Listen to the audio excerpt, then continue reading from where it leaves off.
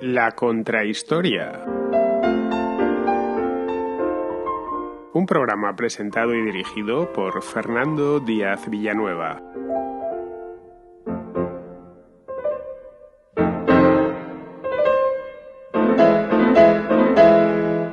A pesar de que existe la creencia comúnmente aceptada de que la Edad Media fue un largo periodo de estancamiento tecnológico, lo cierto es que no fue así. El mundo medieval, especialmente a partir del siglo XIII, fue más innovador de lo que se piensa. No se trató en su mayor parte de inventos originales, pero sí de una sorprendente capacidad de asimilación, adaptación y mejora. Durante la Alta Edad Media, Europa adoptó y mejoró una serie de innovaciones agrícolas que permitieron multiplicar la productividad. Se difundió, por ejemplo, el molino de agua, también el arado pesado de vertedera, la rotación de cultivos, la herradura y el collar de tiro para caballos. Estas mejoras agrícolas, especialmente las que optimizaron el uso del caballo, que sustituyó en esta época de forma gradual al buey por ser más eficiente, aunque eso sí, algo más caro, también el incremento del uso del hierro en las herramientas, supusieron un notable aumento de la productividad y la prosperidad agrícola, hacia el año 1000 más o menos. Paralelamente, se expandió el uso de la energía hidráulica. Los molinos de agua, en origen usados solo para grano, se adaptaron para múltiples tareas manufactureras, como el batanado de paños, la metalurgia o el serrado de madera. El molino de viento, originario de Persia, apareció en Europa a finales del siglo XI, pero fue mejorando incorporándole un eje horizontal, lo que hizo de esta tecnología algo mucho más eficiente, permitiendo, por ejemplo, que se aplicase a diferentes tareas. Desde el siglo XI, Europa no solo se limitó a adaptar y mejorar inventos de otros, pasó a desarrollar tecnologías propias, como el telar vertical y la rueda de hilar. En el ámbito marítimo, los europeos de esta época exhibieron una gran inventiva, con una serie de mejoras como el timón de popa centrado, los portulanos, el cuadrante, la brújula o el astrolabio. Unos inventos los importaban, otros nacían de la experimentación, lo que daba lugar a inventos ajenos sustancialmente mejorados. Ese fue el caso de la pólvora, un invento chino que en su país natal solo había servido para hacer fuegos artificiales, pero que en Europa dio lugar a las armas de fuego. En esta época nacieron también las esclusas para la navegación, el reloj mecánico, los barcos de vela oceánicos y la imprenta. Los primeros permitieron a los europeos explorar el mundo. La segunda hizo visible, o posible, mejor dicho, que las ideas fuesen más visibles y se difundiesen a gran velocidad y a bajo coste. A mediados del siglo XIV, los europeos sentían que estaban viviendo una auténtica revolución, con nuevos ingenios que aparecían continuamente. Su originalidad residía en el singular interés que mostraron por la mecánica, visible la fascinación que sentían por los complejos relojes mecánicos. Esta mentalidad mecánica precedió y preparó el terreno para la concepción mecanicista del mundo que traería la revolución científica del siglo XVII. Se produjo además un cambio cultural importante. De la idea clásica de armonía con la naturaleza se pasó a un irrefrenable deseo de dominarla. Esta pequeña revolución industrial tuvo su origen en Italia y desde allí se extendió por toda Europa. La difusión de estas tecnologías no dependió solo de los libros, sino también de la migración continua de artesanos y técnicos cualificados atraídos por mejores oportunidades laborales. La mera llegada de expertos no garantizaba el arraigo de la mentalidad innovadora, para ello era esencial también un entorno cultural receptivo, tolerante y abierto, como el que encontraron en lugares como Inglaterra o los Países Bajos, donde los conocimientos importados no solo se aplicaron, sino que crecieron con aportes locales. Esta combinación de receptividad, de inmigración cualificada y de ambiente propicio ayuda a explicar por qué la revolución científica e industrial surgieron en Europa occidental.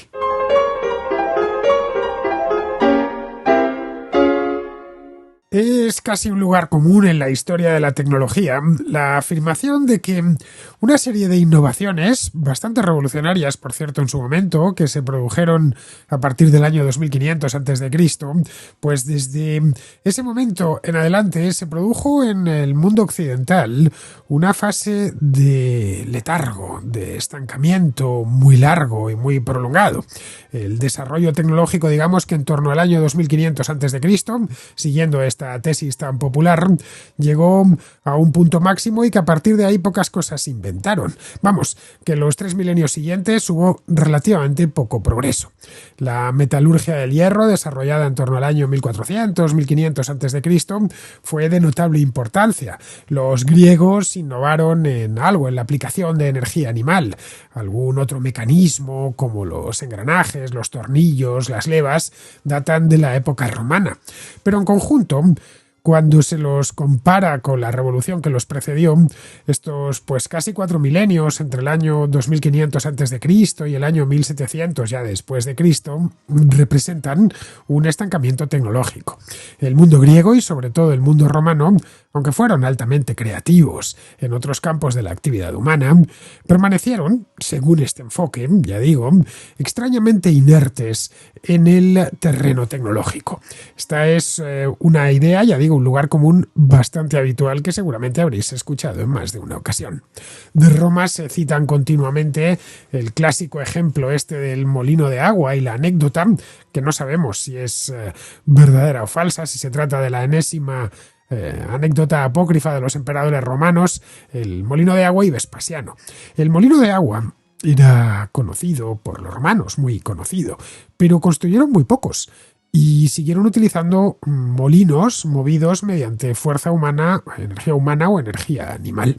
Esta leyenda en cuestión, no sé si la habréis leído o escuchado alguna vez, viene a decir que en cierta ocasión Vespasiano, un emperador que, como bien sabéis, el primero de los emperadores Flavios, que reinó a finales del siglo I después de Cristo, en el momento álgido del imperio, pues un ingeniero que trabajaba en Roma le mostró los planos de una serie de molinos de agua muy sofisticados que habrían permitido al imperio ahorrar pues un montón de trabajo humano en ciertas construcciones. El emperador, por lo visto, le dio un premio a este inventor y le dijo que no hacía falta, que muchas gracias por el avance, pero se negó a que se construyesen esas máquinas porque, según dijo Vespasiano, había que dejar que la plebe saciase su hambre, es decir, que la plebe tuviese trabajo manual. Bien, esto no sabemos si es cierto o no es cierto, pero se suele sacar siempre de paseo este argumento cuando se habla de los romanos y la innovación. Partiendo de observaciones de este tipo, de anécdotas en este caso, los historiadores se han dedicado durante muchísimo tiempo a indagar sobre las posibles razones de este fracaso tecnológico o el presunto fracaso tecnológico del mundo clásico. Hay quien ha querido identificar la primera causa y casi única en el hecho de que los romanos tenían esclavos, es decir, que les sobraba la mano de obra y que esta mano de obra era gratuita. Han querido ver que, tratan de mostrar que ya solo con eso pueden explicarlo. También hay quien ha querido ver que había una serie de intereses predominantes en aquella sociedad que imposibilitaban los avances tecnológicos. Y los hay, por supuesto, que ven ambas cosas al mismo tiempo. Quizá el fracaso tecnológico romano se exagera un poco. De hecho, a mi juicio se exagera bastante. Porque se tiende a confundir de forma un tanto simplista la tecnología con la mecánica. Y no, la tecnología no es solo la mecánica. De la misma manera que en nuestro tiempo tendemos a confundir la tecnología con la electrónica. Hechos como la organización política de un lugar es una tecnología, la organización administrativa, los ejércitos, la manera de organizar y de mandar un ejército a la guerra, también es una tecnología. No digamos ya ese tipo de tecnologías que permitieron a los romanos construir y mantener un imperio durante tanto tiempo, tecnologías administrativas y no solo, también ingenieriles, construcción de calzadas, puentes, acueductos y, por no dejar de lado los logros artísticos de los propios romanos que implicaban mucha tecnología. Esos frescos pompeyanos que veíamos aquí hace no mucho, solo unos meses, en el programa que le dediqué a Pompeya, implicaban mucha tecnología. Necesitaban innovaciones tecnológicas. Muchos esto lo aceptan y dicen, cierto, el mundo romano representó un mundo de avances tecnológicos, no como los de nuestro tiempo, obviamente, pero de avances tecnológicos sostenidos. Pero a partir de ahí dicen que todo paró. Que al final del imperio, en torno al siglo III-IV, se produjo un estancamiento que duró más o menos hasta el siglo XVII. Nada menos que milenio y medio, en los que, según esta gente, pues no se avanzó prácticamente nada. Bien, esto podría ser cierto, para los siglos inmediatamente posteriores a la caída del imperio. De eso no me cabe la menor duda, pero no lo es en absoluto para el resto del periodo. En la Alta Edad Media dio comienzo un proceso en el que las innovaciones tecnológicas fueron moneda corriente.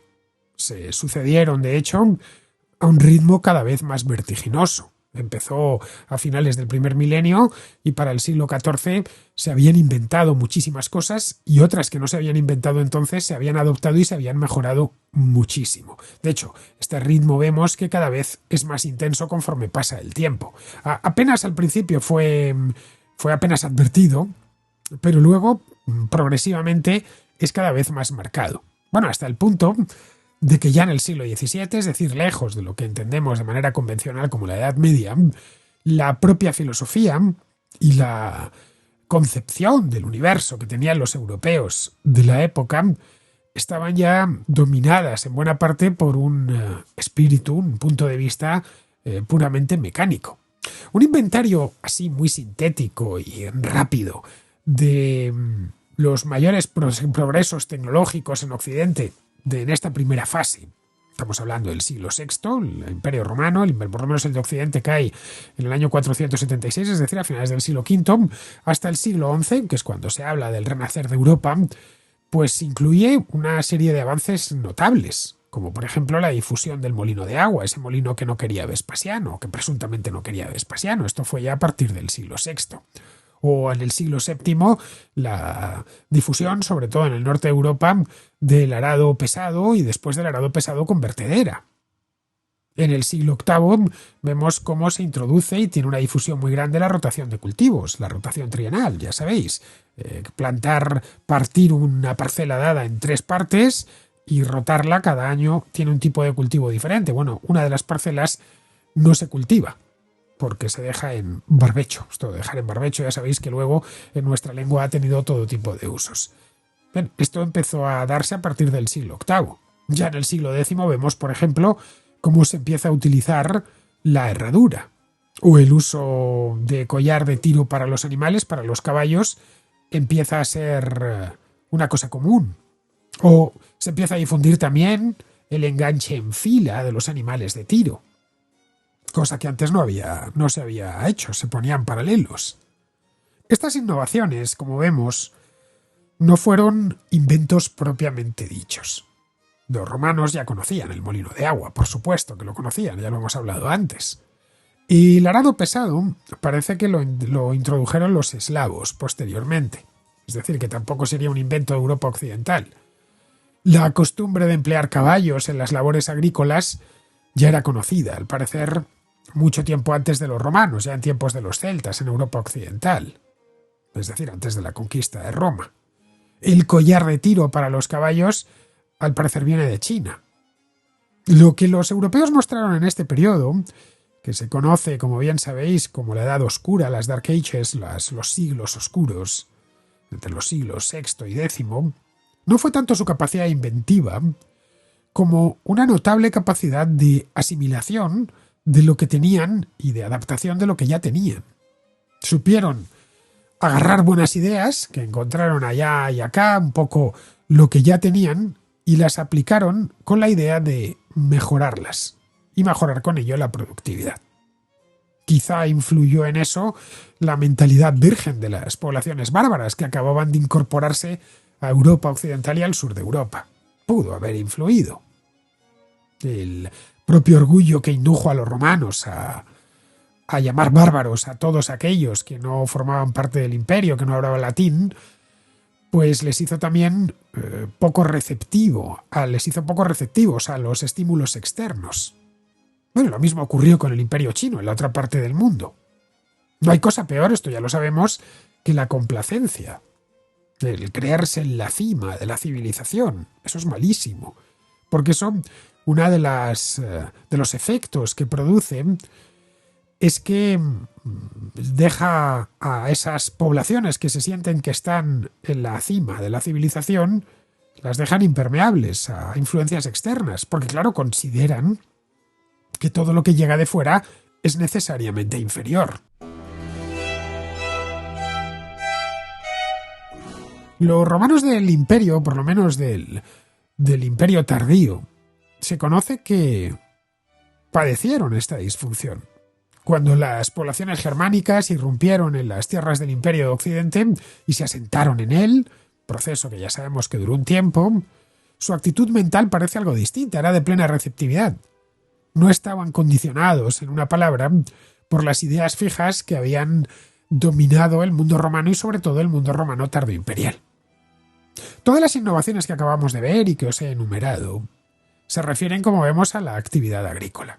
Esto, a ver, si nos entendemos, tampoco es extraño. Vamos a tratar de, aunque nos cueste muchísimo, de llevar la mente hasta el siglo X o hasta el siglo VIII o hasta el siglo VI de nuestra era. La economía era, pues, casi exclusivamente de carácter agrícola.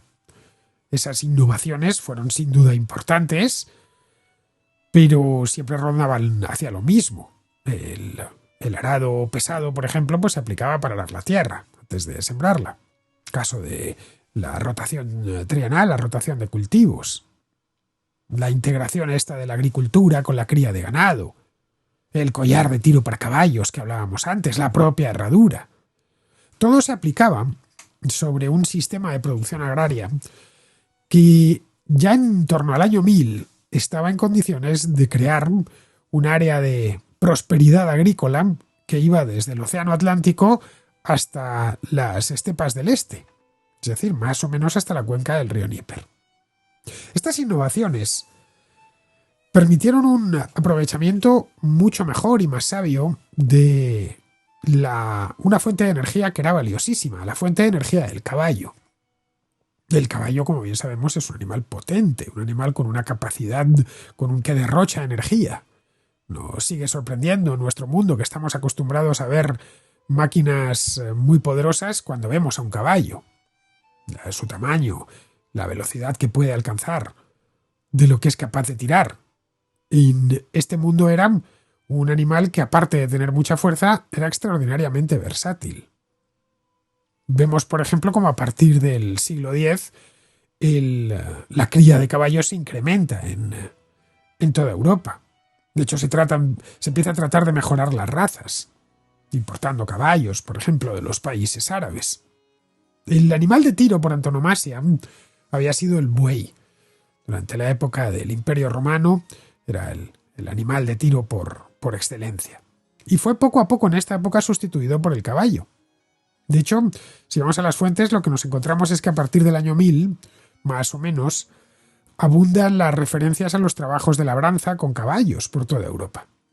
Mientras que las alusiones a los arados tirados por bueyes van desapareciendo de los documentos. Esto no pasó de un día para otro. Todos estos cambios siempre son graduales y efectivamente los sustituyeron de forma gradual. En algunos documentos, de hecho, consta cómo el precio del caballo era más caro que el del buey, pero el caballo era más fuerte y además era más rápido y podía hacer más trabajo que el buey sin cansarse, o se cansaba más tarde, y eso hacía que significaba sustituir un animal por otro, que se recurría a una forma de capital más cara, el caballo, pero más eficiente. Algo parecido a transportar mercancías en bicicleta y en moto. La moto es más cara y necesita permisos de conducción y seguro de accidentes y pagar un impuesto de circulación, pero es más rápida y permite transportar más carga. Bueno, también lo estamos viendo en nuestro tiempo, especialmente dentro de las ciudades, en el centro de las ciudades, cómo se ha difundido de un tiempo a esta parte se han difundido las bicicletas eléctricas, las que llevan una batería y un pequeño motor. Son más caras que las bicicletas normales, pero se pueden entregar más paquetes con ellas y sobre todo paquetes más pesados, porque el motor ayuda al pedaleo. Pues bien, algo parecido debió suceder con el caballo y el buey hace cosa de 1000 años. La historia del caballo tuvo su paralelo en la del hierro. El hierro, por supuesto, que era conocidísimo, pero curiosamente, hasta aproximadamente el siglo X no se utilizó demasiado en el utillaje agrícola. Es escaso, siglo X, siglo XI. Con el siglo XI-XII los aperos de hierro, que eran más caros, como es normal, pero más eficientes, empiezan a aparecer con frecuencia en los documentos. En la Europa occidental de la época, las innovaciones técnicas en el trabajo del hierro, en la cría de caballos, se promovieron inicialmente pensando no solo en eso, sino también en una mayor eficacia bélica. Recordemos que la Europa occidental de la época estaba dividida en centenares de señoríos y principados que solían estar por regla general en guerra entre ellos.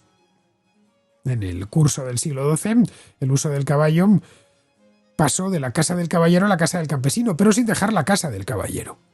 Ahí es donde confluyen el hierro y el caballo. Los caballeros, como bien sabemos, y esa es una de las partes de la Edad Media mejor conocidas, se dotaron de grandes armaduras. Las mejoraron muchísimo. Armaduras muy vistosas que hoy están en los museos. Y los campesinos lo que hicieron fue mejorar sus arados.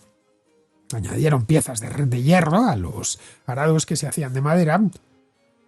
Los arados de madera eran lo tradicional. Hoy nos puede parecer sorprendente ver un arado de madera, porque incluso cuando vemos todavía, incluso en países del tercer mundo, vemos un arado, el arado es en su práctica totalidad de hierro, pero esos arados eran de madera. Ya podéis imaginaros cómo se desgastaban. Bueno, pues es entonces cuando empiezan a incorporarle estas piezas de hierro en los puntos claves del arado, es decir, aquellos en los que está en contacto con la tierra. La adopción de este capital más eficiente permitió aumentos de productividad sustanciales. Luego, paralelamente a eso, hubo también un desarrollo de otro tipo de capital que es importantísimo. Me refiero al capital humano, en forma de gente que adquiría los conocimientos adecuados no ya para poner en marcha, sino para mantener estas nuevas tecnologías. Uno de ellos es el caso del herrero, la figura del herrero, figura medieval por antonomasia. Lo cierto es que la figura esta del herrero de pueblo, que aparece en prácticamente todas las películas sobre la Edad Media, es una figura que está en todas partes, siempre que sacamos, incluso en estos lugares, que bueno, lo hacen en España y en otros muchos países, que hacen ferias medievales una vez al año en muchos pueblos y pueblitos que, bueno, pues aprovechan que llegan los turistas allí, siempre hay alguien que se disfraza de herrero. El hecho es que la figura del herrero es relativamente tardía. Antes del siglo XII había muy pocos, porque el hierro era escaso y había poco hierro que forjar, entonces para nada tienes un herrero si no se puede ganar la vida. Es a partir de ese momento, a partir del siglo XII, cuando empiezan a multiplicarse los herreros por ciudades, por pueblos, por aldeas, hasta el punto que el término herrero terminó pues dando nombre a muchísimos europeos que todavía lo llevan. En español, como bien sabemos, herrero o ferrero es un apellido relativamente común. Smith en inglés, Schmidt en alemán, o el caso de Ferrero en italiano también, Lefebvre en francés. Era gente que había adoptado el apellido de su propio oficio y que luego iban pasándoselo de padres a hijos. Y esto empieza todo en el siglo XII. Es una profesión en alza que adoptan muchos campesinos o mercaderes que quieren asentarse en un lugar concreto. Algo similar sucedió con el molino de agua. Hasta el siglo X, en Occidente el molino de agua, que se había empezado a utilizar y a partir del siglo VI, aunque era conocido en tiempos de Roma, se utilizaba poquito, pero hasta ese momento se utilizaba casi exclusivamente para moler trigo, para moler grano en general. En China se había empleado, y esto se sabe, la metalurgia. Pero bueno, esto todo lo que nos dice es que en Occidente, el occidente europeo era esencialmente agrícola. Y comparado con la China de la época, pues estaríamos hablando de una región deprimida y subdesarrollada. Vamos, que en torno al año 1000, la parte desarrollada del mundo civilizado, podríamos decir, era Europa occidental. Y es lógico que los chinos, que estaban más desarrollados, pues empleasen también el molino de agua para eso. Pero a medida que en Europa se fueron desarrollando las ciudades y las manufacturas que traían aparejadas, los molinos de agua no solo se multiplicaron, que lo hicieron, sino que cada vez se adaptaron a las más diversas tareas. Entre mediados del siglo X y mediados del siglo XI, el siglo XI, está documentado que empiezan a utilizar en distintas partes de Europa molinos de agua para, por ejemplo, abatanar los paños. Empezaron en el norte de Italia. Y a finales del siglo XI, pues ya ese abatanamiento de paños se había difundido por Francia y por Inglaterra, Alemania y el resto de Europa occidental.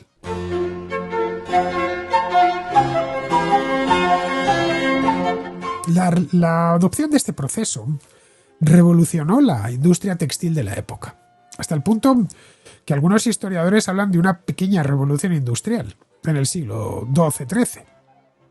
La industria textil inglesa, por ejemplo, que hasta entonces había estado concentrada en las zonas sudorientales de la isla, se desplazó hacia el norte porque allí tenían más cursos de agua, mejor aprovechables, adecuados, para la construcción de molinos. El batán, este tipo de maquinaria que hoy nos parece pues un tanto misteriosa, a no ser que nos dediquemos a hacer ciertos oficios tradicionales, el batán era fundamental porque consistía en un mecanismo de madera con grandes mazos que se elevaban y caían repetidamente sobre el tejido. Estos mazos eran accionados, requería muchísima energía, por eso cuando se mecanizó con el agua disparó tanto la producción. Estos mazos los accionaba la fuerza del agua, mediante una rueda hidráulica conectada al molino. La lana tejida o el paño en crudo se colocaban en un recipiente de agua. Los mazos golpeaban el tejido continuamente y eso eliminaba las impurezas, entrelazaba bien las fibras y lo dejaba todo más uniforme y más compacto. Un tejido bien abatanado era un tejido caro. Antes de que se introdujesen los molinos de agua, eso había que hacerlo a mano. No lo olvidemos. Por eso se multiplicaron por toda Europa, allá donde encontraban cursos de agua. Bueno, tenemos un dato muy valioso, el Domesday Book, el libro este que encargó en 1086 Guillermo el Conquistador en Inglaterra. Esto os lo comentaba en aquella contrahistoria que hice sobre la conquista normanda de Inglaterra, que mandó a hacer Guillermo el Conquistador un censo de todo lo que había en la isla. Bien, en este libro tenemos que encontraron más de 6.000 molinos. La mayor parte de ellos eran de agua. En la segunda mitad del siglo XII, la fuerza motriz derivada de la energía hidráulica se aplicó a más cosas. Iban inventando nuevos mecanismos para aplicarlo a otro tipo de tareas. De hecho, el empleo de molinos de agua está documentado en toda Europa, allá donde había cursos de agua fácilmente aprovechables. Pero es que a esos molinos empezaron a darle todo tipo de usos. Entre ellos, y aunque nos parezca sorprendente, el de serrar madera. La rueda accionaba una sierra que permitía trabajar la madera con mucha más rapidez y de forma mucho más efectiva que a mano, y también más barata. Esa madera producida de forma más eficiente podía convertirse, por ejemplo, como os decía antes, en un arado o en las vigas de una casa. Es decir, repercutía en la riqueza material de todos. Eso en la parte de los molinos de agua. Hay ciertas zonas de Europa donde es fácil colocar molinos de agua, especialmente en la Europa Atlántica, donde llueve mucho, en otras no tanto. Por ejemplo, en la Europa del Sur, donde sí hay cursos de agua, pero no todos son aprovechables. Un molino de agua necesita una corriente lo más estable posible. Los ríos torrenciales, por ejemplo, pues no son muy buenos para los molinos de agua. Pero se extendió otro tipo de molino, el molino de viento, que sabemos que se había originado en Persia en torno al siglo VII. Los romanos, por ejemplo, no lo conocían, el molino de viento. En Europa apareció mucho después, en torno al siglo XI. Según la tradición, el molino de viento lo habían traído los cruzados, los que regresaban de Tierra Santa, que habían visto muchas cosas, y una de ellas que vieron pues fueron los molinos, que habían llegado desde Persia hasta Palestina. Y al llegar allí, bueno, pues les parecieron a muchos de ellos una buena idea, la copiaron y se la trajeron a Europa. Desconocemos si fue así, es decir, eso no está documentado. Lo que sí sabemos es que el molino de viento europeo fue desde el principio distinto al molino persa. Es decir, que le introdujeron mejoras tan pronto como los vieron. El molino oriental tenía las palas montadas sobre un eje vertical, mientras que el molino europeo tuvo siempre y sigue teniendo naturalmente la estructura que todos conocemos, con las palas montadas sobre el eje horizontal. Nuestro mundo, el mundo contemporáneo, está lleno de molinos, aunque ya no se utilicen para moler grano. Prácticamente todos los países, algunos muchísimos, como es el caso del mío, están llenos de molinos eólicos, es decir, de aerogeneradores, que en líneas generales pues tienen la misma estructura que estos molinos que empezaron a instalarse por toda Europa a partir del siglo XI. Como en el caso del agua, los molinos de viento en origen se construyeron para moler cereales. Esta era la idea. Moler cereales, ya fuese trigo, avena, centeno, un poco lo que tenían cultivado. Con esta técnica de la rotación de cultivos, los campesinos cultivaban diferentes especies. Una de las parcelas la dejaban en barbecho y en las otras solían cultivar una especie o una variedad de verano y otra de primavera, mejor dicho, y otra de invierno. Y el molino de esta manera pues tenía siempre actividad, buena parte del año tenía actividad. De hecho, con estos molinos nació el oficio, que también dio lugar a un apellido relativamente común, que es el oficio de molinero. En Alemania, de hecho, uno de los apellidos más comunes es el de Müller, junto al de Schmidt. Es decir, aquí tenemos de nuevo dos apellidos que atestiguan lo importantes que llegaron a ser estos dos oficios. Tanto el de herrero en las aldeas como el de molinero a la vera de los ríos. Pero bueno, volviendo con estos de viento, se utilizaban al principio para moler trigo, para moler grano. Pero con el paso del tiempo se les fueron ocurriendo soluciones para convertir esa energía mecánica producida por las palas a todo tipo de tareas. En el siglo XVI, por ejemplo, en Holanda, había molinos de viento para hilar seda, para estampar tejidos, para abatanar paños también, para batir el cuero, para producir pólvora, para fabricar papel, bueno, y hasta para prensar aceitunas que importaban desde España y desde Italia. Bueno, estos molinos flamencos, tan desarrollados y tan bonitos que siguen estando como monumento a su propio pasado y como atractivo turístico dentro de Holanda, son los que sirvieron de modelo para los molinos de la Mancha en España, que se empezaron a construir sobre los altozanos de la Mancha, que están bien venteados, ya a partir del siglo XIV, cuando toda esa zona se fue poblando. Los molinos de la Mancha, eso sí, solo se utilizaron para moler cereales y terminarían haciéndose mundialmente famosos gracias a Don Quijote de la Mancha, que es una novela del siglo XVI-XVII. La extensión del uso de los molinos a procesos productivos llamémoslo el sector manufacturero de la industria, fue simplemente un aspecto más de un fenómeno mucho más amplio, el de la adopción de toda una serie de innovaciones en actividades agrícolas. Es decir, el de mejorar, poniéndoles eso e ingenio, la principal fuente de riqueza que tenían. En muchos casos, pues solo la única. Hacia mediados del siglo XI, la economía se empezó a sofisticar todavía más en Europa. Aparecieron innovaciones en otros ámbitos. Fue en esa misma época, a finales del siglo XI, cuando apareció en Flandes el telar vertical. El siglo XII, por ejemplo, vio la adopción de la brújula, que llegó a través de los árabes.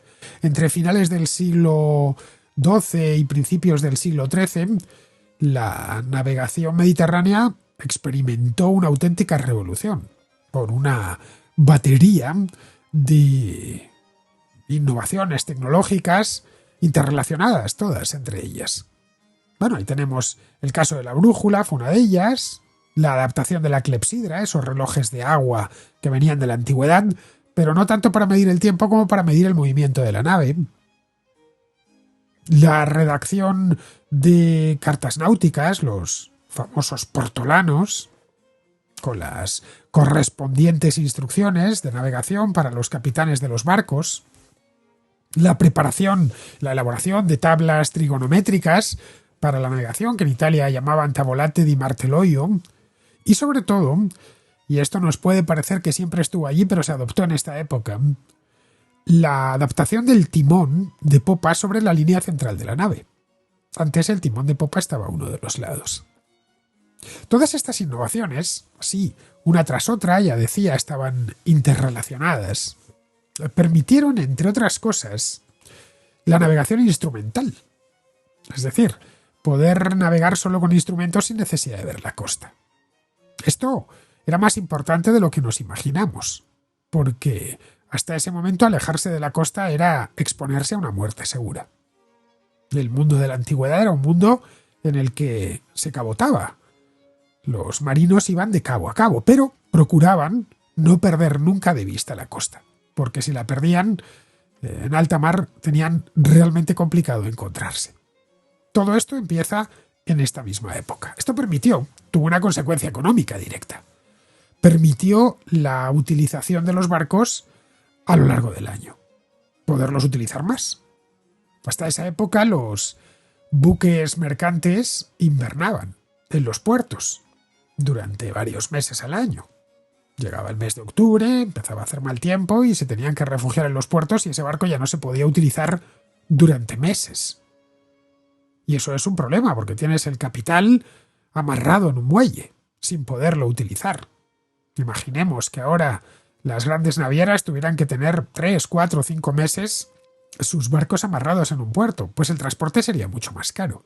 Bien, esto permitió, esta navegación instrumental, estos avances, permitieron que el periodo invernal de inactividad fuese acortándose de manera paulatina, y que ya a principios del siglo XIV un barco en Italia o en la costa española consiguiese hacer al año 2 viajes de ida y vuelta por el Mediterráneo, cosa que antes era mucho más difícil o directamente imposible. En el siglo XIII aparece también otro avance, la rueda para hilar, la conocida como devanadera. Y en 1306, gracias a un sermón que dio un tipo llamado Giordano de Pisa en Santa María Novella, cuyo texto, por cierto, se ha conservado, sabemos que para entonces, gracias a este sermón, ya estaban inventados los anteojos, es decir, las gafas, para poder ver de cerca. Giordano de Pisa decía en este sermón que llevaban inventados unos 20 años, que llevaban entre ellos, es decir, que era un invento reciente pero no tan reciente. Así que debieron aparecer los primeros en torno al año 1280. En el siglo XIV, mucha gente, muchos europeos, debían tener la sensación de estar viviendo algo parecido a un mundo cuajado de milagros, de innovaciones tecnológicas. Algo parecido a una pequeña revolución industrial. Bueno, el propio Giordano de Pisa llegó a decir y dejar por escrito que cada día se descubría un nuevo ingenio. Vivió a caballo entre el 13 y el 14, como hemos visto. Un obispo llamado Teodorico, que era obispo de Bitonto, en Apulia, en el sur de Italia, el tacón de la bota, dejó por escrito en el año 1267 que todos los días encontraba un instrumento nuevo. Evidentemente el obispo Teodorico exageraba, eso parece claro, pero a mí me recuerda mucho sus palabras a aquellas, no sé si la conoceréis, aquella zarzuela de finales del XIX, en la que don Hilarión y don Sebastián cantaban aquello de "hoy las ciencias adelantan que es una barbaridad". La zarzuela en cuestión es La verbena de la paloma. La música es de Tomás Bretón y fue estrenada, si mal no recuerdo, en torno a 1890. Es decir, un periodo de plena revolución industrial, la segunda revolución industrial, exactamente. Pero el progreso no se detuvo ahí. A comienzos del siglo XIV aparecieron los primeros relojes y las primeras armas de fuego. ¿Se os ocurre algo más moderno que un reloj o un arma de fuego? El siglo XIV también fue testigo de la invención de las esclusas, de los canales. Esto apareció en los Países Bajos, lo cual era plenamente lógico porque el país tiene muchísimos canales y muchos cursos de agua. Y luego ya en el siglo siguiente se desarrolló en Portugal el barco de vela oceánico, lo cual también tiene lógica porque los portugueses estaban frente al océano Atlántico, en una latitud especialmente buena. Este barco oceánico inventado por los portugueses constituiría una auténtica revolución por sí mismo, ya que permitiría a esos marineros portugueses alejarse mucho de las costas europeas, navegar en mar abierto, navegar rumbo al sur, dejándose llevar por los vientos pues hasta el Golfo de Guinea y luego demostrarían que hasta mucho más allá. A finales del siglo XV ya estaban en la India. Bueno, y permitió también a sus vecinos castellanos cruzar el Atlántico a finales del siglo XV. Este tipo de barco, que aparece en la Baja Edad Media, combina lo mejor de la tradición marinera mediterránea y de la tradición marinera atlántica. El casco era del tipo de la carabela, de alto bordo, pero la gran innovación consistió en el desarrollo del velamen de 3 mástiles. Combinaban la vela cuadrada nórdica con la vela latina triangular. Esta combinación la fueron perfeccionando poco a poco. Las grandes velas cuadradas de las carracas portuguesas fueron sustituidas por grupos de velas atadas a las distintas vergas. Todo esto permitió de nuevo una utilización mucho más eficaz de la energía eólica para mover el barco. Para comprender la importancia de este hecho, sucede algo parecido a lo del caballo. Hay que entender antes la importancia que tenía la energía, lo era todo, la escasez de energía, mejor dicho, la crónica escasez de energía que sufrieron durante siglos las sociedades europeas. Y como consecuencias económicas inmediatas, pues se incrementó, entre otras cosas, el arqueo medio de los barcos, una mayor rapidez de los transportes y, naturalmente, una disminución de los costes.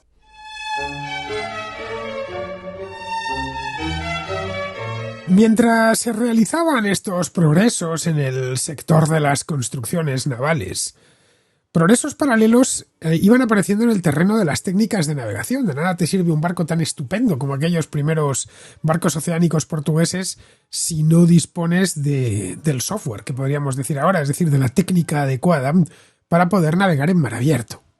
En 1430, en esa década, los portugueses consiguieron doblar el Cabo Bojador, un cabo que está hoy en la costa del Sáhara Occidental, que durante siglos había sido poco menos que imposible cruzar. Es un cabo muy traicionero, no sé si recordáis aquella contrahistoria que hice sobre los descubrimientos de los portugueses, los mariñeiros, llamé aquella contrahistoria desde hace ya mucho tiempo, los problemas que tenía ese cabo. Bien, pues a partir de ahí, una vez hicieron eso, ya todo fue ir hacia abajo. Llegaron a desarrollar un conocimiento íntegro y sistemático de todo el régimen de vientos del Atlántico y luego continuarían por el Océano Índico. Del régimen de vientos del Océano Pacífico ya se encargarían los españoles posteriormente. Pero bueno, para el año 1480, los portugueses ya habían aprendido a calcular la latitud, por ejemplo, convirtiendo con ayuda de unas tablas de declinación las alturas del Sol o de la estrella polar sobre el horizonte. Utilizaban el cuadrante para averiguar la latitud y eso debieron empezar a utilizarlo más o menos en torno al año 1450. Sabemos también que para 1480 ya empleaban el astrolabio. Todas estas innovaciones hicieron posible la expansión oceánica de Europa, algo que, como bien sabemos, cambiaría el curso de la historia en los siglos siguientes. Otra innovación tecnológica de valor incalculable fue la de la imprenta. A esto también le dediqué una contrahistoria hace tiempo, esta vez con invitado. La costumbre de imprimir dibujos o caracteres mediante bloques de madera, grabados y entintados previamente, esa no era nueva. Esa costumbre se remonta muy atrás en el tiempo. El libro más antiguo impreso que se conserva viene de China, es de la época de Xuanzong, de la dinastía Tang, es decir, en torno al siglo IX después de Cristo. Y ahí quedó la cosa. Pero en el siglo XV se encontró en Occidente, en el Valle del Rin exactamente, la manera de componer textos a imprenta mediante el uso de tipos móviles en lugar de bloques, de grandes bloques. La invención se la debemos a Johannes Gutenberg de Maguncia, que empezó a imprimir libros en la década de 1450. El primero de ellos, naturalmente, fue la Biblia, como no podía ser menos. Antes de Gutenberg, los libros eran prohibitivos, eran carísimos. Eran una mercancía tan cara que poca gente podía permitirse el lujo de poseer solo uno. Disponer de un libro era ser muy rico, no digamos ya, tener una biblioteca. En la España medieval, para que nos hagamos una idea, en torno a los siglos IX o X, un libro, evidentemente manuscrito, no existía la imprenta todavía, costaba más o menos lo mismo que 2 vacas. Eran carísimas. En el siglo XIV, poco antes de que se inventase la imprenta, un libro corriente, de medicina, de los que empleaban en la universidad, costaba de promedio lo mismo que mantener a una persona durante un trimestre. Los libros de derecho, de leyes, que eran mucho más gruesos, eran más caros todavía. Costaban lo mismo que mantener a una persona durante un año. Eso era el coste de un libro. Mientras los libros fueron tan caros, pues había pocas esperanzas de difundir el conocimiento y la cultura a gran escala. El invento de Gutenberg, en una palabra, abrió una nueva era. Al igual que el barco desarrollado, estos barcos oceánicos desarrollados en el siglo XV, a la imprenta abría a los europeos nuevos horizontes culturales. El barco lo que había hecho es abrirles a los europeos nuevos horizontes geográficos. La invención de la imprenta permitió a los europeos oportunidades en el terreno de la formación y del aprendizaje y de la cultura que ningún otro pueblo del planeta tenía en aquel momento. Muchas de las innovaciones ocurridas en Europa desde el siglo XI fueron adaptaciones de ideas desarrolladas en otros lugares, como hemos podido ver. El molino de viento fue inventado en Persia. La idea de ese molino ya os comentaba que al parecer pues habían sido los cruzados, quizá no fueron los cruzados, fue algún mercader veneciano que se dejó caer por allí, le gustó la idea y se la llevó para Venecia, no tenemos ni idea. La rueda de hilar, por ejemplo, la de Banadera, había aparecido en China en el siglo XI, casi un siglo antes que en Europa. La brújula la recibieron, como os decía, los europeos de los árabes. La pólvora fue un invento chino. Pero Europa estaba demostrando una extraordinaria capacidad receptiva y la curiosidad entusiasta de Marco Polo ya en el siglo XIII es indicativa de una mentalidad sumamente abierta. Pero es que eso no fue todo. A partir del siglo XI, Europa occidental, estoy hablando, desarrolló una originalidad inventiva que se tradujo en un aumento muy rápido de ideas nuevas. Podemos ver el caso de los anteojos, las gafas, el reloj mecánico, la artillería, los nuevos tipos de barco de vela que veíamos antes, las nuevas técnicas de navegación, la imprenta con tipos móviles, más una infinidad de innovaciones más pequeñas. Todo ello fue fruto del producto de la curiosidad experimental de la época, de la imaginación de los europeos de la época. También hay que apuntar, y aquí esto es importante, que cuando la Europa de la época adoptó nuevas ideas de fuera, no lo hizo de forma puramente pasiva, sino que a menudo puso en práctica las ideas y las adaptó a los problemas locales de una manera muy original y muy creativa. El molino de viento, por ejemplo, estaba, como os decía antes, el original, el persa, estaba construido sobre un eje vertical.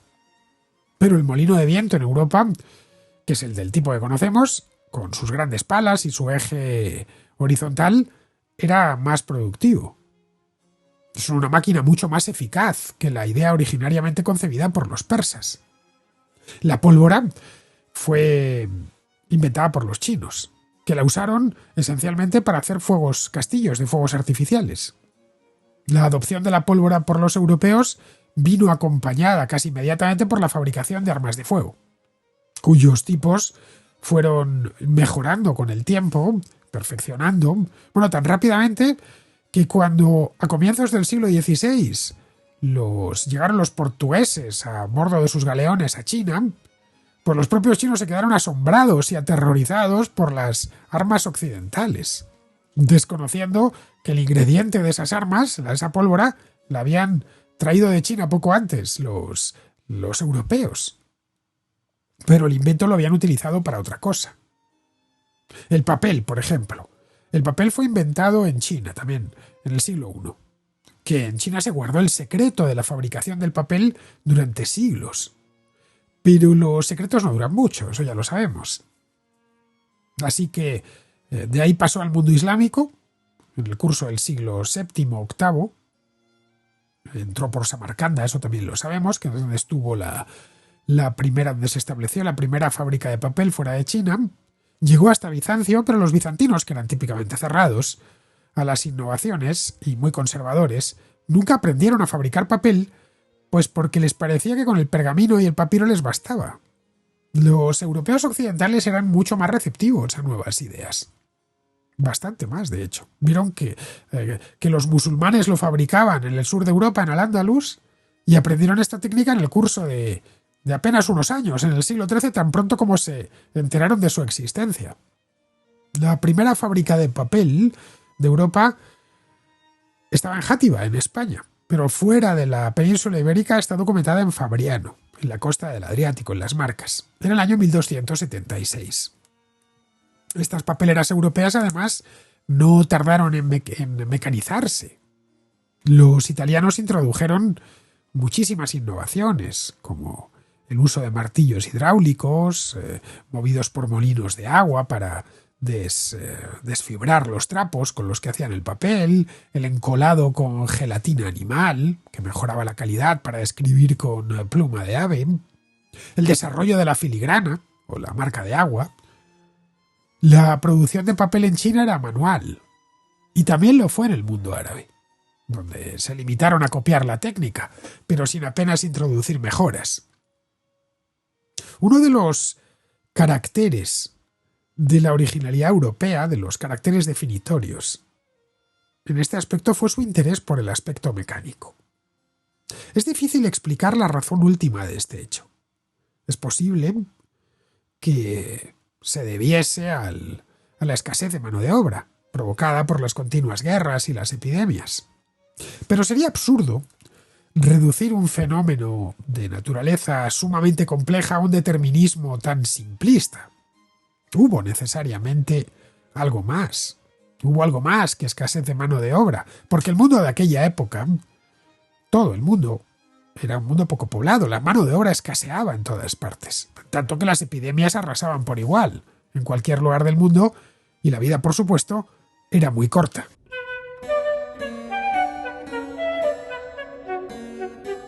El caso del reloj es especialmente significativo. El hombre, esto también hay contrahistoria que hice, la historia del tiempo, la llamé hace ya unos cuantos años, aprendió pronto a medir el tiempo. Los instrumentos tradicionales, utilizados para este fin fueron los relojes de sol y de arena, aparte de las clepsidras, que eran estos relojes de agua, de los que os hablaba en aquel programa. Se utilizaban también barras de material combustible, como el incienso o la cera, que debidamente graduadas, pues se encendían y al quemarse, pues marcaban el paso del tiempo. La Europa de la Alta Edad Media heredó estos métodos y no les añadió en principio otros. Pero a partir del siglo XIII hubo gente en Europa que se rompió la cabeza literalmente para encontrar una solución mecánica al problema, a medir el tiempo de forma mecánica. A partir del siglo XIV encontramos ya relojes mecánicos dando las horas en los campanarios de las iglesias del norte de Italia. Un avance que no tardó en extenderse, por cierto, por toda Europa. El primero de ellos se instaló en Milán, en la iglesia de San Gotardo, y poco después ya estaba en España. En España se instaló el primero, según tenemos documentado, en 1378, en el Miguelete, en la torre de la Catedral de Valencia. Unos años después había otro muy parecido en la Catedral de Sevilla. A mediados del siglo XIV los relojes ya formaban parte de la geografía urbana de las ciudades europeas. En algunos casos llegaron a ser tan complejos que no solo calculaban la hora, sino que también daban los días, los meses, los años y las revoluciones de los planetas. La solución mecánica para el problema de la medida del tiempo se encontró en el norte de Italia, como hemos podido ver.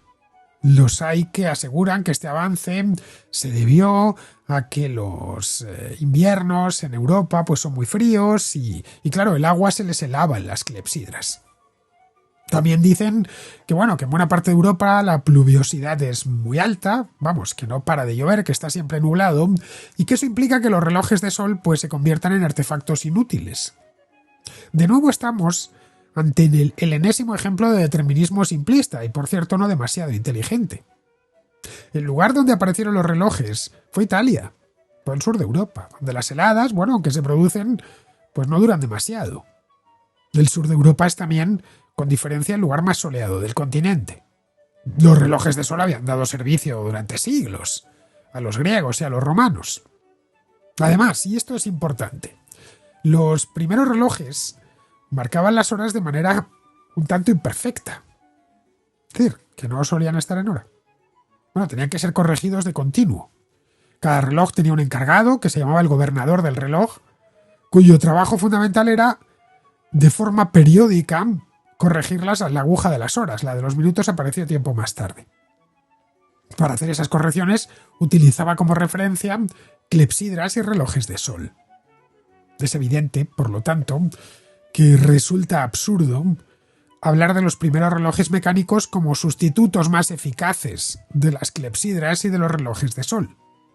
Durante mucho tiempo, las clepsidras y los relojes de sol fueron de hecho más efectivos, más precisos por lo menos, que esos primeros relojes mecánicos. Pero aún así siguieron desarrollándolos, la idea. Hasta que los hicieron mejores en todos los ámbitos y más precisos que los relojes de sol. Bueno, algo similar a lo que pasó con los primeros ordenadores y las máquinas de escribir. Los primeros procesadores de texto, allá por principios de los 80, eran relativamente difíciles de manejar y, bueno, se necesitaba una impresora aparte. La máquina de escribir era más rápida. Pulsabas y aparecía la letra. Por eso hace 40 años en las oficinas siempre había una máquina de escribir en una esquina para hacer algo rápido. Pero los procesadores de texto y los propios ordenadores siguieron avanzando hasta desplazar por completo a esas máquinas, que a finales de la década de los 80 pues ya prácticamente habían desaparecido de todas partes, salvo de los lugares donde había más nostálgicos de estas cosas. El por qué los europeos inventaron el reloj mecánico es un porqué mucho más sutil. La razón de que esta máquina se originase en Europa ha de buscarse en términos humanos, y no en si llueve más o menos, o se congela o no se congela el agua. Antes de que los hombres pudieran desarrollar y aplicar la máquina como fenómeno social, era preciso que esos mismos hombres desarrollasen una mentalidad mecánica. Y eso mismo fue lo que sucedió en la Europa de la Baja Edad Media. Los europeos del siglo XIII pensaron en medir el tiempo en términos mecánicos porque habían empezado a desarrollar ya una mentalidad mecánica, de la que, bueno, son buenos testigos esos molinos cada vez más complicados y llenos de mecanismos, los carrillones de las campanas de las iglesias. Los relojes se extendieron pronto por toda Europa, como hemos visto. Pero la producción no se limitó a dar la hora, como hacían las clepsidras o los relojes de sol. Es decir, iban mucho más allá. En las torres de los campanarios había auténticas obras maestras que llevaban no solo la hora. De hecho, el hecho de que diesen la hora a muchos de ellos era casi accidental. La hora venía acompañada por, como os decía antes, las revoluciones de los planetas, de la luna, piruetas de ángeles, santos, vírgenes y otros personajes que se movían al ritmo de la hora. Estas máquinas testimonian la afición irrefrenable de los europeos de la época por la mecánica. Esta afición alcanzó su punto álgido en el Renacimiento. Ahí tenemos los diseños de Leonardo da Vinci. Hablan por sí mismos. Mientras que los artistas del lejano oriente se complacían pintando flores y peces y caballos, los artistas occidentales estaban fascinados por la máquina. Y los libros de mecánica se multiplicaron en el curso de los siglos XV, XVI y XVII. Tan pronto como se pudieron reproducir en grandes cantidades gracias a la imprenta, es decir, a otra máquina. Cuando llegó la revolución científica ya en el siglo XVII, una de sus características fue la mecanización de la concepción del mundo. Pero no era algo nuevo. Era la lógica y última consecuencia de la concepción del mundo que ya traían, o de la actitud mental, mejor dicho, que había madurado en los siglos anteriores. Un elemento característico de la mentalidad tardomedieval fue el abandono del animismo, que había caracterizado el concepto de naturaleza que había nutrido a los clásicos y a la mayor parte de culturas de todos los rincones del mundo. El tema dominante en la concepción del mundo de los griegos y de los romanos, bueno, también en los orientales, es el de la armonía entre el hombre y la naturaleza. Una relación que presuponía en la naturaleza una serie de fuerzas inviolables a las que el hombre debía someterse sí o sí. Los mitos antiguos, como el de Dédalo o el de Prometeo, o historias bíblicas como la de la Torre de Babel, Lo que venía a decir era que el hombre que intentase desafiar esas normas lo tenía muy mal. Es decir, el destino de quienes intentaban invertir la relación entre el hombre y la naturaleza era seguramente la muerte.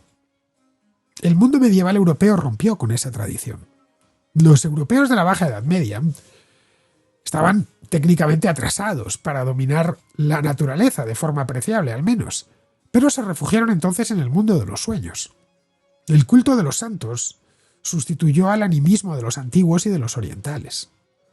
Los santos no eran ni demonios ni espíritus extraños, eran hombres. Hombres en gracia de Dios, pero hombres al fin y al cabo. Esos santos se podían ver en todas partes, en los pórticos, en los retablos, en el interior de las iglesias. Esos santos tenían rostros perfectamente comprensibles y reconocibles, en los que la gente se reconocía fácilmente, porque era la gente que veía por la calle. Los artistas, de hecho, se inspiraban en la gente común. La pintura y la escultura del gótico son extraordinariamente realistas. Esos santos no adoptaban el inmovilismo y el hieratismo de los santones orientales. No se divertían, como los dioses griegos, castigando a los hombres por sus audacias y por romper lo que les habían ordenado. Todo lo contrario, estos santos protegían, trataban continuamente de dominar las fuerzas adversas de la naturaleza, vencían a las enfermedades, calmaban los mares tempestuosos, salvaban a las cosechas de las plagas. Hombres normales, no estamos hablando de dioses del Olimpo. Suavizaban la caída de alguien que se precipitaba montaña abajo, extinguían los incendios, sacaban a flote a los náufragos, dirigían las naves que peligraban entre los escollos traicioneros de la costa. Estos eran los sueños del europeo medieval. Dominar la naturaleza. Y lo que podían ver era que dominar la naturaleza no era un pecado, era un milagro. Creer en los milagros es el primer paso para hacerlos posibles. El ser humano, antes de volar o de llegar a la luna, fantaseó incansablemente con hacerlo. Pues algo parecido sucedió en esta época. Se movieron en la dirección de conseguir que aquellos milagros estuvieran menos en función de los santos y más en función de su propia mano. Del siglo XI a nuestro tiempo, Europa no ha hecho más que soñar milagros para después hacerlos posibles. Y lo mejor de todo es que esa mentalidad se ha contagiado a todos los habitantes de la Tierra. Bueno, la misma radiodifusión es un milagro. Que yo os pueda contar esto, salvando las distancias y el tiempo, es de hecho un milagro.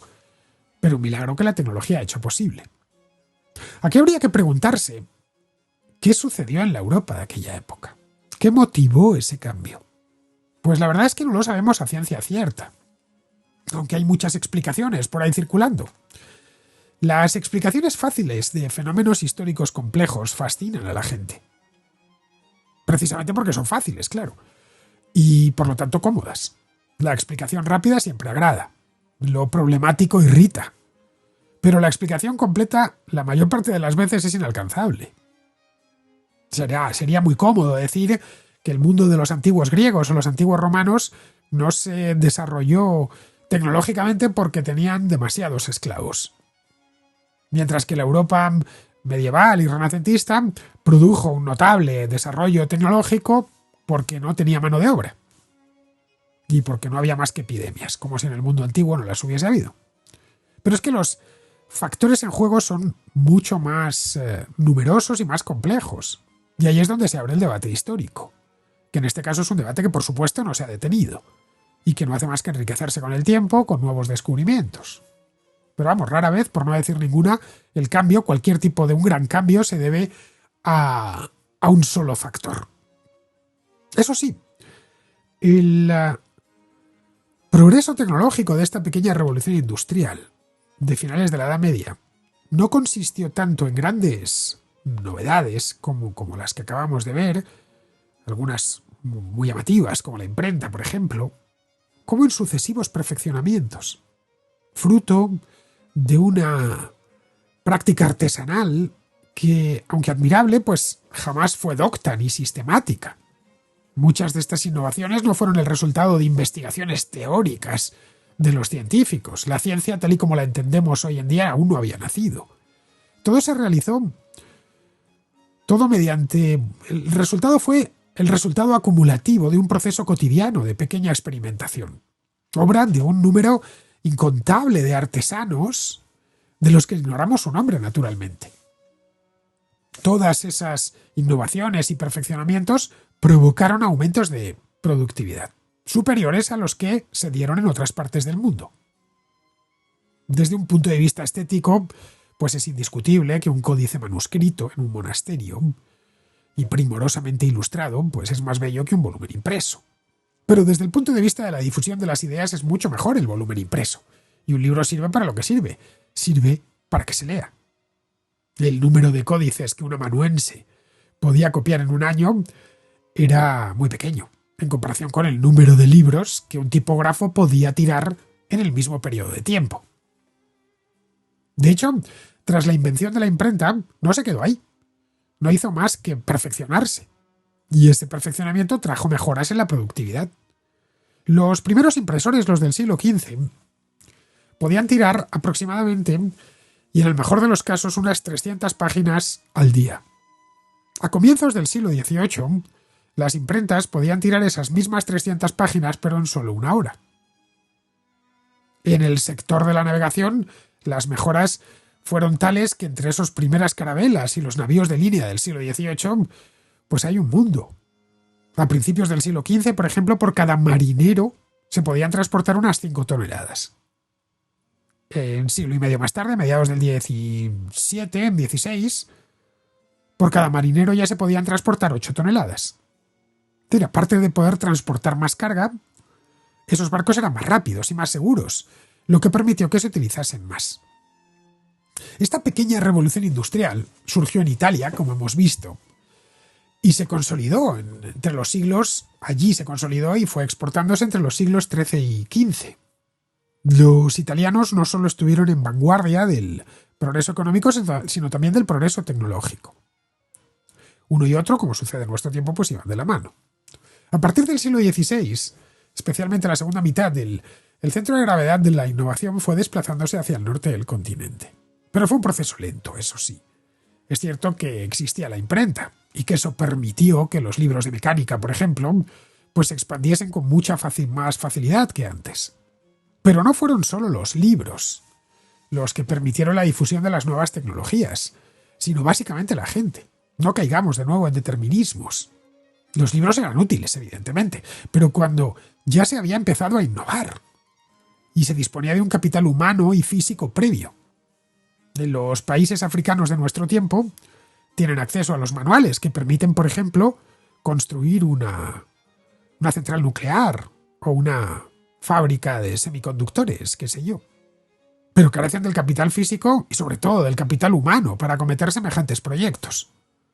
O para mantenerlos funcionando, en el caso de que se los construya un tercero. Por eso, cuando un país pobre se embarca en la modernización, necesita, necesariamente además, es obligatorio, atraer grandes cantidades de técnicos de fuera. Necesita importar capital humano. Eso mismo es lo que hizo China, por ejemplo, a finales del siglo XX. Atrajo técnicos occidentales para formar a su propia gente. Eso sucedió en la Europa tardomedieval y moderna. Los que conocían ciertas técnicas emigraban, atraídos por mejores salarios. En los siglos XV, XVI, XVII había italianos por todas partes de Europa, prestando servicios a las monarquías, a los príncipes, a las ciudades o a los cabildos catedralicios. Hay una abundante literatura, además, sobre, por ejemplo, los hugonotes franceses y los protestantes flamencos que, huyendo de las persecuciones en su país, emigraron en los siglos XVI y XVII a Inglaterra, a Suecia o a Suiza, llevando consigo pues todas las tecnologías que dominaban, nuevos tipos de producción. Algo parecido sucedió con los católicos perseguidos en los principados protestantes. Un buen número de los valones que a comienzos del siglo XVI introdujeron en Suecia las nuevas técnicas de fundición de hierro eran católicos. Y durante cierto tiempo, hasta el rey de Suecia les permitía que en un país protestante como el suyo, ellos pudiesen celebrar misas católicas. La mayor parte de los relojeros franceses que trabajaban en Londres eran hugonotes. Pero también había católicos, migrados desde Alemania, que se beneficiaban de la relativa tolerancia religiosa que prestaba el rey de Inglaterra para este tipo de profesionales. ¿Por qué migraban? Nos podríamos plantear. ¿Estaban bien considerados en su lugar de nacimiento? ¿Por qué se tenían que ir a otro país, otro idioma, por muy cerca que estuviese? Pues por lo mismo que se emigra hoy, por mejorar el nivel de vida. El europeo de la Edad Media, el europeo de aquella época vivía muy mal, tan mal que hoy no nos podríamos ni imaginar. Su vida era miserable cuando las cosas iban bien. Bastaba una pequeña dosis de desgracia para hacerla ya directamente intolerable. El apego de estos trabajadores a su lugar de nacimiento pues era directamente proporcional a su nivel de vida, es decir, era mínimo. Los gobiernos sabían perfectamente que esto era así y estaban al tanto de que la emigración de trabajadores especializados y técnicos tenía nefastas consecuencias para su reino. Bueno, los decretos que prohíben la emigración de mano de obra especializada son incontables en la Baja Edad Media y en los siglos XVI y XVII. Pero la capacidad de aquellos príncipes para limitar los movimientos de la gente era muy limitada. Bueno, es hoy, con toda la tecnología que tenemos, imaginemos en el siglo XVI. La gente simplemente agarraba sus cosas, el relojero, y se marchaba. Algunas ciudades llegaron incluso a amenazarles de muerte, pero les importaba poco, sabían que en otra parte podrían vivir mejor. Además, los decretos que amenazaban o que les amenazaban con la muerte o que les impedían salir se compensaban con decretos inversos, que les llamaban de otras partes prometiéndoles buenas pagas y privilegios. Estos inmigrantes cualificados hicieron muchísimo por la expansión de las nuevas tecnologías y fueron fundamentales para que se fuesen adaptando hasta el último rincón de Europa. Pero no bastó solo eso. Una cosa es llevar el caballo a la fuente y otra cosa muy distinta es obligarle a beber. Que un número más o menos elevado de personas vayan a un sitio con ciertos conocimientos técnicos, emigren hacia un área concreta, no es una condición necesaria, pero no suficiente para que la innovación arraigue y se desarrolle en ese lugar. Bueno, eso explica que en ciertas zonas como los Países Bajos o especialmente en Inglaterra, que estaba muy atrasada hasta el siglo XVI, se convirtiesen en la punta de lanza de la innovación europea a partir del siglo XVII. Aquí entran en juego otros factores, como el ambiente en el que se encontraban al llegar. Sabemos, por ejemplo, que hubo muchos técnicos occidentales que se establecieron en el Imperio Otomano, desde el siglo XV. Hasta el siglo XVII llegaron muchísimos. Estos técnicos llevaron muchas ideas nuevas, pero en el Imperio Otomano no se desarrolló nada nuevo. La razón hay que encontrarla en el rígido y opresivo clima intelectual de aquel imperio. En cambio, quienes emigraron a la Inglaterra de los Tudor encontraron un terreno fértil. Esos emigrantes llegados del continente que se dedicaron a fabricar relojes o a introducir mejoras en los telares o en la elaboración de vidrio encontraron pronto en Gran Bretaña numerosos individuos emprendedores que no solo les imitaron, sino que siguiendo con su ejemplo desarrollaron aún más las técnicas extranjeras y abrieron camino a otras innovaciones. La introducción y la aplicación de las nuevas tecnologías no es, como vemos, un hecho meramente tecnológico, es algo cultural. Depende, en definitiva, de la disposición mental de una sociedad. Podemos llevar una fábrica a una comarca atrasada y ponerla a funcionar, pero esa fábrica no servirá de gran cosa si los que trabajan en ella y los propios vecinos de la comarca no cambian de mentalidad. Y sobre ese primer avance se las ingenian para abrir nuevas fábricas, mejorando lo que llegó de fuera. Esto nos permite sacar una conclusión. En los lugares donde predomina el fanatismo y la intolerancia es imposible la innovación. Sucede lo contrario en los lugares más tolerantes y abiertos, que no solo atraen los mejores cerebros, sino que consiguen que los cerebros locales puedan desarrollar sus propios proyectos. Una sociedad tolerante es también una sociedad receptiva a las nuevas ideas. Inmigración de cerebros que funcionan, sumado a receptividad para las buenas ideas, constituyen juntas una mezcla muy poderosa. Eso ayuda a explicar, en definitiva, que la revolución científica y posteriormente la revolución industrial surgiesen donde terminaron haciéndolo. Espero que os haya gustado esta contrahistoria dedicada a esta primera revolución industrial muy desconocida que se produjo en la Europa occidental de la Baja Edad Media. Queda como complemento de aquella contrahistoria que hice hace tiempo sobre la gran revolución industrial, que empezaría ya en el siglo XVIII, y que lo haría sobre todo lo que se había avanzado en los siglos precedentes, es decir, básicamente desde el siglo XII o XIII. Bien, pasamos ya al contrasello, donde, como sucede en todos los programas, esperan los contraescuchas con sus dudas, consultas y reflexiones históricas. El contrasello. El espacio de ruegos, preguntas y reflexiones de la contrahistoria. Empezamos con Arturo, que está en Maastricht, en los Países Bajos, y que tiene una pregunta sobre la Segunda Guerra Mundial. Concretamente, ¿por qué la Alemania nazi no invadió Gran Bretaña en 1940? Mi pregunta va un poco relacionada con la Segunda Guerra Mundial. Siempre he tenido la duda de por qué Alemania, una vez que consigue invadir Francia, nunca plantea o nunca llega a ejecutar una invasión anfibia, una invasión terrestre, un desembarco en el Reino Unido. Sí que entiendo, por lo que he oído en alguna de las contrahistorias, en alguna de las que has tratado este tema, que la superioridad de la Royal Navy en todo el Mar del Norte era bastante grande y que, por supuesto, el Reino Unido es ahí donde tenía un mayor potencial en el mar.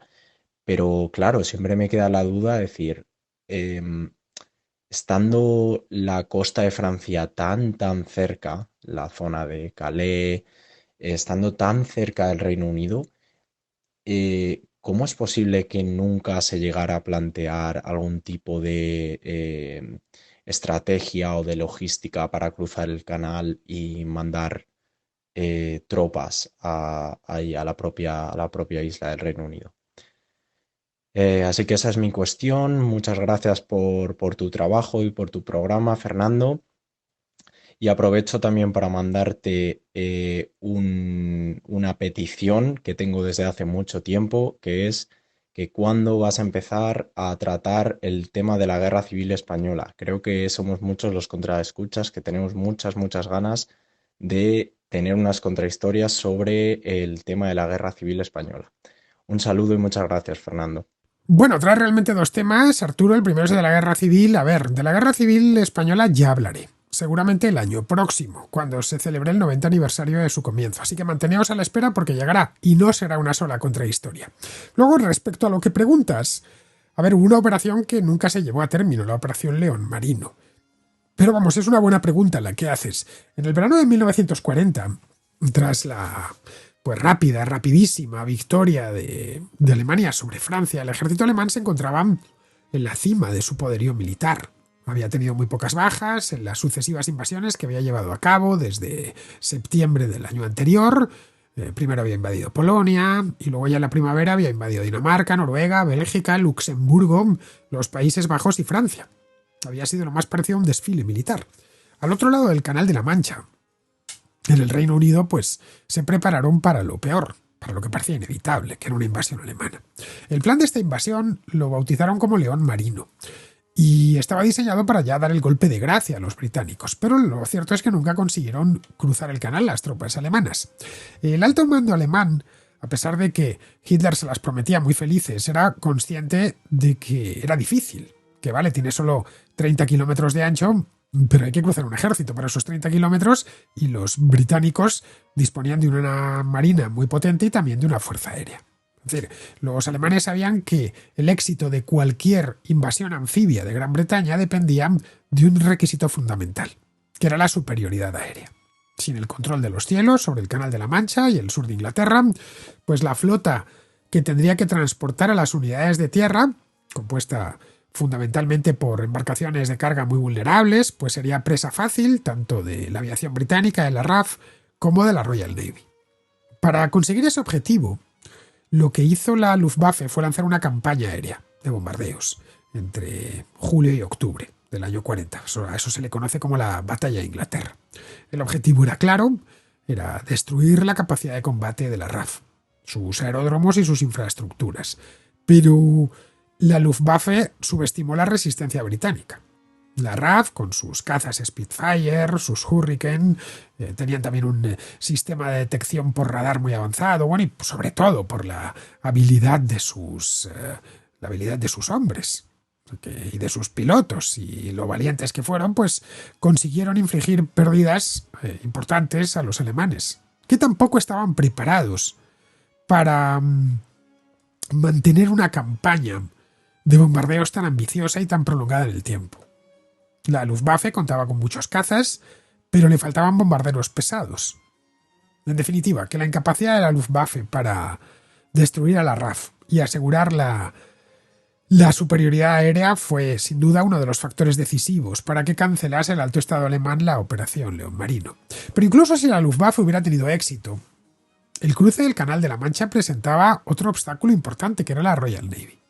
La Kriegsmarine alemana había sido modernizada, pero era numéricamente inferior, muy inferior a la flota británica. Y además había sufrido ya algunas pérdidas en la batalla de Noruega, la conquista de Noruega. La perspectiva de escoltar a una flota de invasión que iba a ser lenta y iba a ser vulnerable a través de aguas dominadas por la marina más poderosa del mundo, pues, era muy arriesgado. Sin control del aire, pues el riesgo que se le presentaba era inaceptable.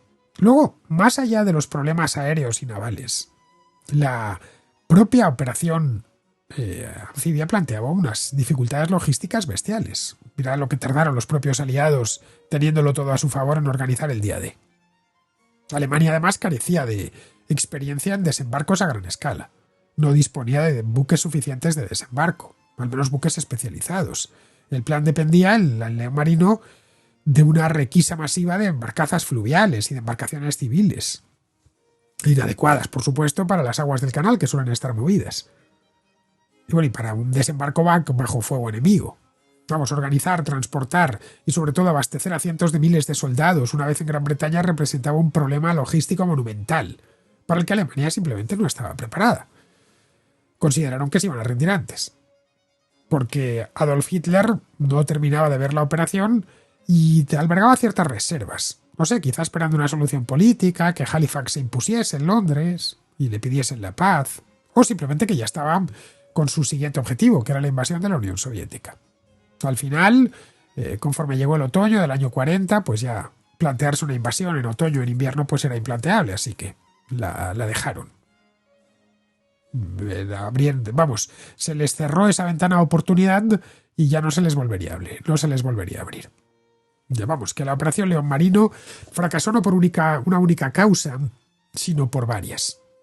La RAF, la Royal Navy, las dificultades logísticas, los problemas de equipamiento, las dudas que tenía el propio Hitler que eso al final podía conseguirse por la vía política. Y al final esto se terminó en nada porque Hitler pospuso indefinidamente la operación y el verano del año siguiente, el 41, invadió la URSS, así que eso alejó ya por completo la perspectiva de una invasión.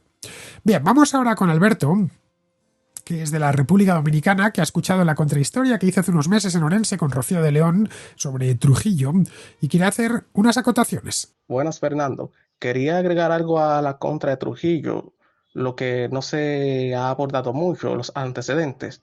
Pues antes de Trujillo, gobernaba el país el viejo caudillo Horacio Vázquez, que si bien dejó un legado en infraestructura, también lo dejó en corrupción. Pues bien, Vázquez le dio vuelta a la Constitución para quedarse en el poder 6 años y como si no fuera poco quería reelegirse y permanecer en él. El problema era que ya en el país no había clase política, pues el principal rival de Vázquez, Juan Isidro Jiménez, había muerto y la oposición o era pequeña o era regionalista. En este contexto, Trujillo, quien venía ascendiendo de puesto desde la ocupación de los estadounidenses, junto con el prestigioso político Rafael Estrella Ureña, que se decía que era de tendencia fascista, dieron un golpe de Estado mediante la revuelta cívico-militar del 23 de febrero de 1930, lo que vendría siendo prácticamente una réplica de la marcha sobre Roma, versión caribeña. Un saludo. Pues sí, efectivamente, Alberto, el ascenso al poder de Trujillo no lo tratamos en aquel programa más que por encima. Nos centramos más en su persona y en su dictadura. A ver, Trujillo llegó al poder en el año 30, eso sí que lo comentamos, y su ascenso fue de nuevo una combinación de factores que tratamos en aquel momento, empezando por su carrera militar dentro de la Guardia Nacional, que era una fuerza que se había creado durante la ocupación estadounidense del año 16 al año 24. Trujillo ascendió rápidamente y para finales de la década de los 20 ya se había convertido en el jefe del ejército, en tiempos de la presidencia de Horacio Vázquez, lo que le dio control sobre las Fuerzas Armadas, nada más, control directo. Se produjo entonces una crisis política porque Vázquez intentó prolongar su mandato, generando pues muchísimo descontento y que se montase un gran movimiento opositor. Esta inestabilidad culminó en una rebelión contra Vázquez en febrero del año 30, que la lideró un tipo llamado Rafael Estrella. Se lo conoció aquello como el movimiento cívico. Y en este momento se esperaba que Trujillo iba a defender al gobierno, que por algo era el jefe del ejército, pero el tipo hizo una maniobra muy bien calculada y mantuvo a sus tropas acuarteladas. Esto fue una traición directa para su propio jefe, para Vázquez, pero facilitó el éxito del movimiento cívico, supuestamente tras un pacto entre Trujillo y Estrella. Sin apoyo militar, pues Vázquez se vio obligado a dimitir, claro, a renunciar a finales del mes de febrero. Estrella asumió entonces la presidencia, pero el poder real estaba en Trujillo. Pero era algo temporal. Tenían que convocar elecciones, que para algo se había hecho ese movimiento cívico. Se convocaron elecciones para mayo del año 30 y Trujillo se presentó como candidato a presidente, con Estrella como compañero de fórmula para la vicepresidencia. La campaña electoral se caracterizó por muchísima violencia y altercados. Trujillo utilizó al propio ejército y a bandas paramilitares como la 42, de estas creo que sí hablamos, para acosar a la oposición. Y bueno, ante esta situación, pues los candidatos opositores se retiraron. Vamos, que Trujillo ganó, entre comillas, las elecciones como candidato prácticamente único, mediante un fraude electoral evidente, con resultados que mostraban porcentajes de voto inverosímiles. Al final, pues fue investido presidente y en agosto de aquel año, dando comienzo a su dictadura que duraría hasta el año 1961, hasta su asesinato. Bien, queridos, pues hasta aquí llega la contrahistoria de hoy. Espero que os haya gustado. Ha sido, como siempre, un placer teneros al otro lado. Así que nada, con esto me despido de todos vosotros. Hasta la próxima contrahistoria.